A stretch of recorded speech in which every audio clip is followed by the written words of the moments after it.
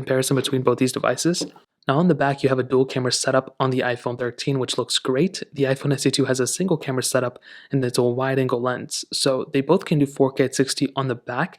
And the iPhone 13 does have that ultra wide sensor, which is nice. On the front though, there's a little bit of a difference. The iPhone 13 can actually do 4K at 60 on the front, where the iPhone SE2 can only do 1080p on the front.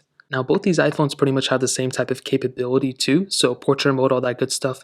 But the iPhone 13 has this new cinematic mode, which looks really cool. It is essentially like portrait mode for videos, and I'm a huge fan of it. I'm here for it. I think it's awesome. The SE2 doesn't have it, and definitely when I look at both, I think the iPhone 13 is by far the better camera.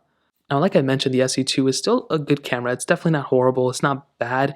But when you do compare it against phones, even like an iPhone 11, this thing with that single lens, I'm not a humongous fan of it. It seems fairly outdated, especially even compared to the iPhone 13, which this camera isn't even as good as the iPhone 13 Pro. But this iPhone SE2 camera, 4K 60 on the back is great.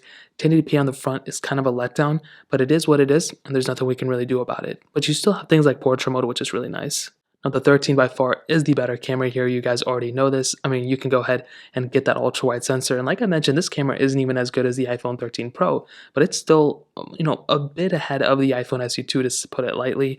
I mean, this thing 4K at 60 on the front and the back. You have that cinematic mode, which is really awesome. And you still have things like that ultra wide sensor, which is really nice. So when it comes down to it, I'm definitely a huge fan of the iPhone 13 camera, and I do like this more than the iPhone SE2 for sure.